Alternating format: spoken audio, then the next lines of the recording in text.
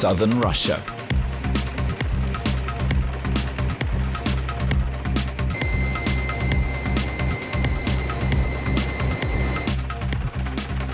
Hidden away in the mountains, this faraway place can only be reached by helicopter. But first, you need special permission to travel around here.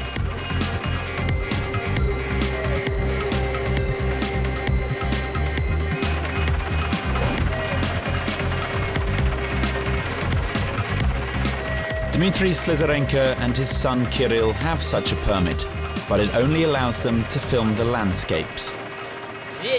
All this glows red at sunset. I can't tell you how beautiful this is. We'll film it tonight if the weather is right. Abago means mountain grassland. That's what the mountain dwellers who lived here many centuries ago called this place. UNESCO has declared the area a World Heritage Site.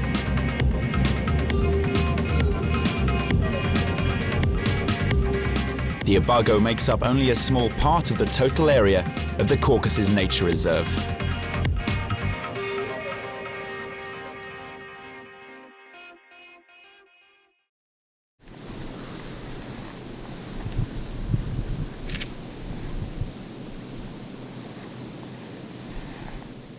A long time ago, the people of the Caucasus used to shepherd droves of sheep across the Abago. Lambs were often targeted by hawks. Even today, their primal instincts occasionally bring hawks back to this pass.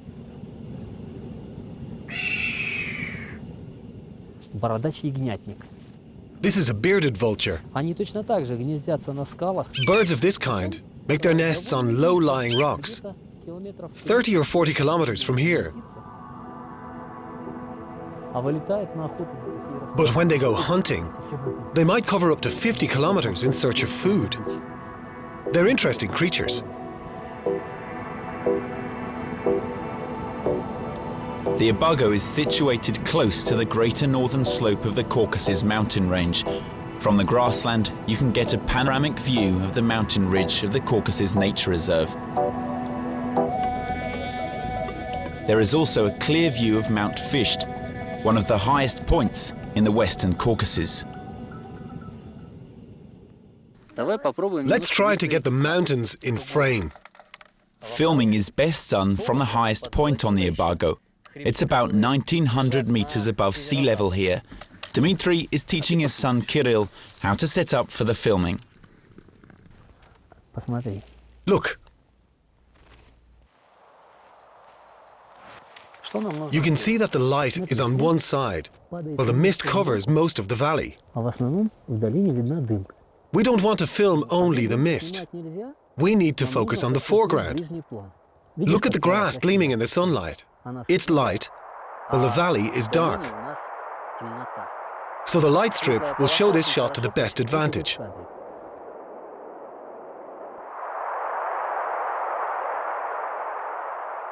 The greater northern slope is a continuous chain of mountain ridges topped by snowy peaks. Millions of years ago, there was a vast sea in this place. The smallest part of it, the Black Sea, is now hidden behind mountain ridges. They form a shield in the way of warm breezes blowing from the sea. The warm air creates a subtropical climate in the foothills of the southern slope of the greater Caucasus Ridge. There is a moderate zone further upslope. The kingdom of eternal snow and ice on the mountaintops is more than 3,000 meters above sea level.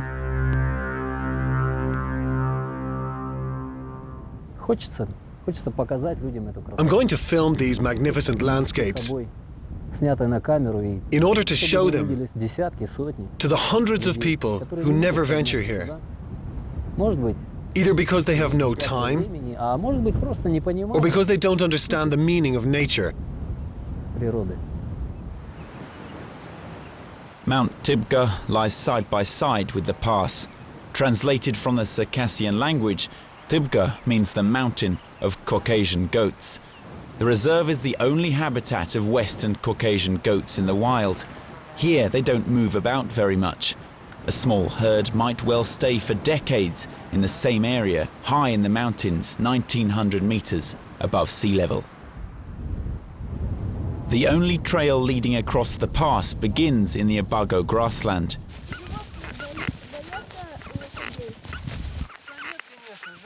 Caucasus Reserve rangers often use it to make rounds of the area. They always do it on horseback. A round trip usually takes 1 week.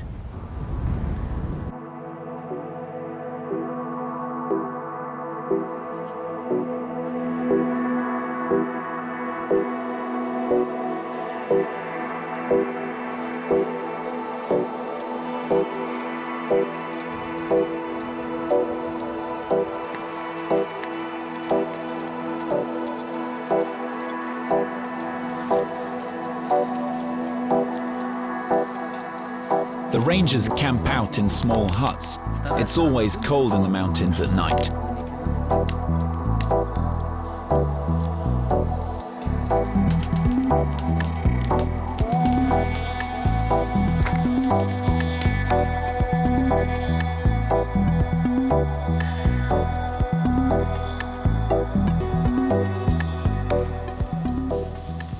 Shortly before dawn, Dmitry and Kirill head to a small, flat mountaintop. According to an old Caucasian legend, he who often meets the sunrise in the mountains lives a long and happy life. Kirill, you can now see Mount Juga on your right. The sun will rise from behind the Aspid Pass. We're going to choose the highest point for filming. We'll only have 10 or 15 minutes for that.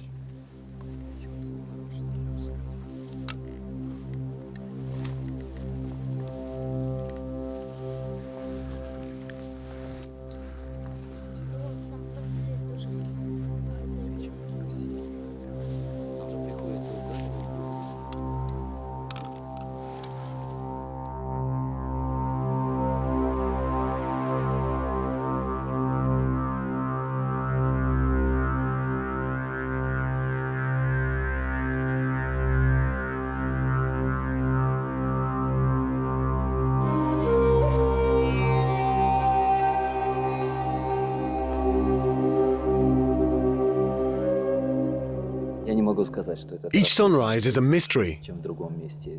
Not a single one is ever the same. It's truly wonderful.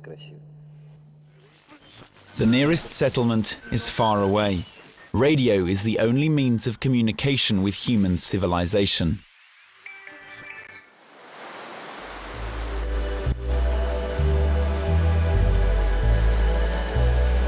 There are 4 major waterways in the Caucasus Reserve. Belaya River is one of the deepest. A wooden dam has been put up there. A small hydropower station supplies electricity to the huts in the upper reaches of the reserve's northern sector, where rangers stay for the night.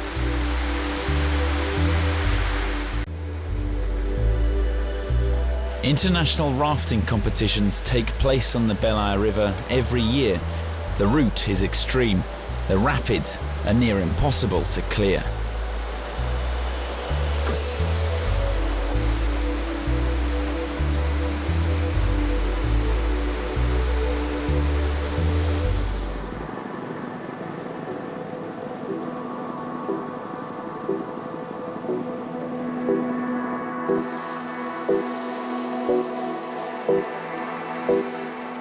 A cargo helicopter flies through a mountain gorge before it reaches the weather station at Juga. Juga is situated in the mountains of the Caucasus Nature Reserve at an altitude of more than 2,000 meters above sea level. It is the uppermost station in the Western Caucasus. Its total square is 282,000 hectares. Our reserve is the only one in Russia that occupies the territory of 3 Russian regions. It's really unique.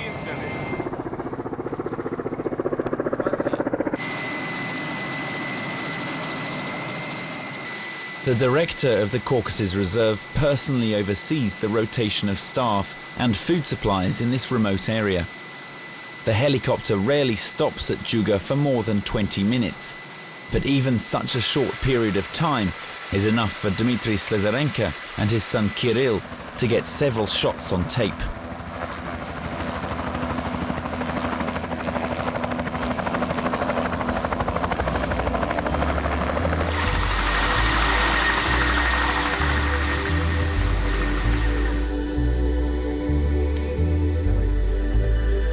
Most of the world's weather stations located in major cities record changes in the atmosphere resulting from industrial waste and vehicle fumes. The data collected at Juga and similar stations is important for fundamental research into how the Earth's climate changes in areas situated far away from man-made sources of pollution. Each day, Caucasus Reserve staff record air temperatures, wind velocity, humidity, and atmospheric pressure. One team is on shift for 2 months.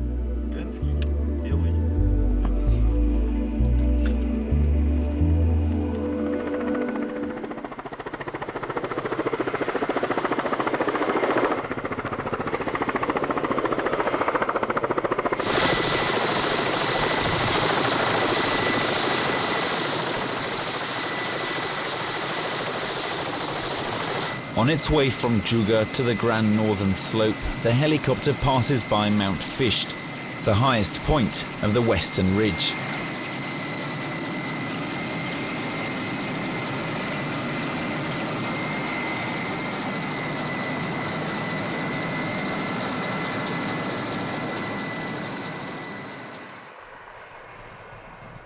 After an hour's trip by air, Dmitry and his son Kirill walk about the northern sector of the Caucasus Reserve in the company of rangers.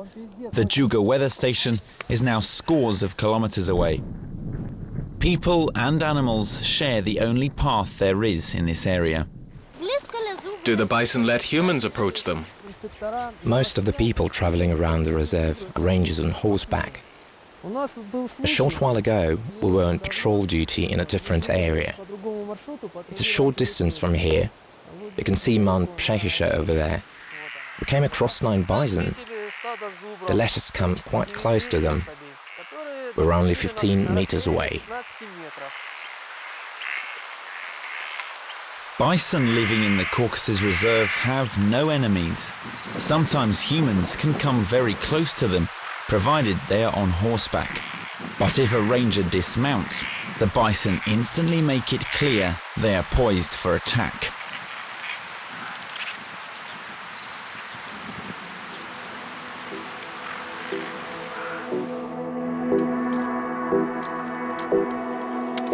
Horses are the most reliable and indispensable companions when people go on long trips in the mountains. Only horses with good training are eligible for the job. This one is called Chernish. He's my favorite. We became fast friends. Riding him is no problem. He does what he's told to do. But this one is still a young stallion. He won't let anybody touch him. Look, he is scared of everybody.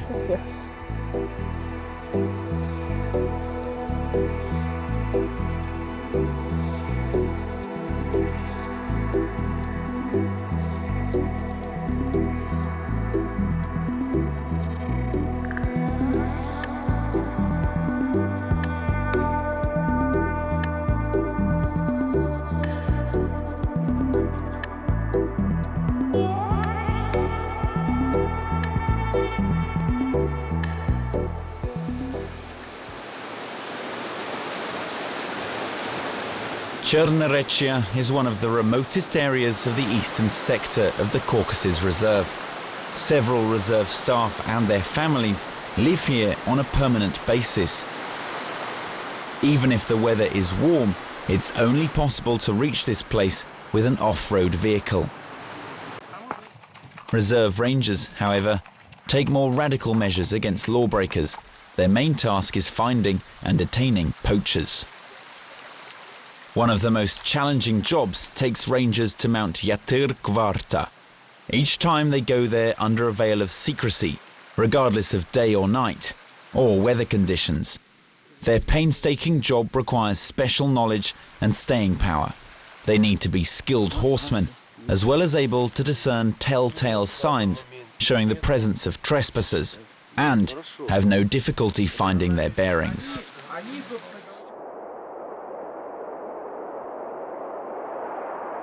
As the path reaches higher altitudes, one climatic zone in the mountains gives way to another. Here, the fog that enveloped the forests in the foothills is now a distant memory. There is snow on the slopes, and it is much colder. The Caucasian mountains gradually come into view.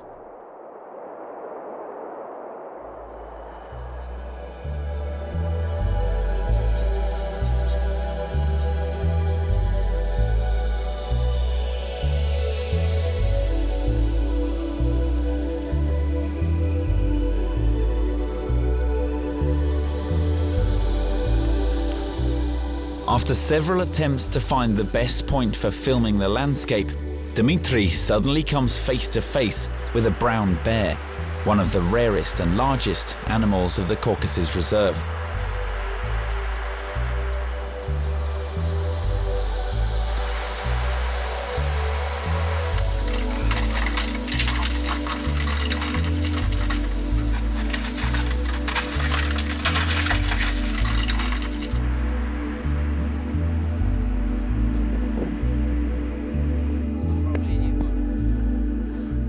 Rangers did find fresh tracks.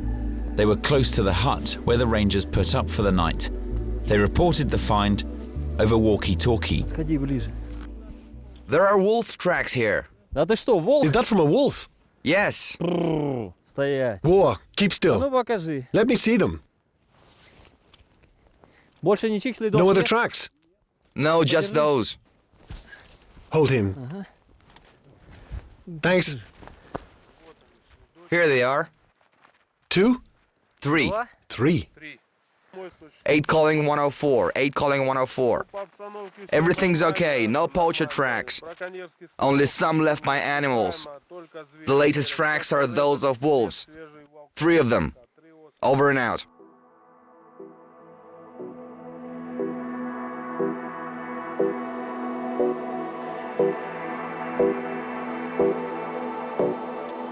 Different people visiting the Caucasus Nature Reserve are after different things. Some seek shelter from the hustle and bustle of big cities. Others are after thrills. Only a few are able to blend in with this wonderful place and become part of it.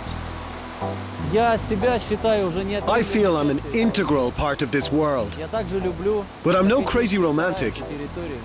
I've nearly drowned, almost frozen to death, and fallen off cliffs. Nature is wiser than we are. Her ingenuity is all-pervasive. She is the creator that gave birth to us and may bring us to ruin unless we come to our senses. I think that's what people should devote their lives to. I don't know if I can cope with the task, but I'm going to try.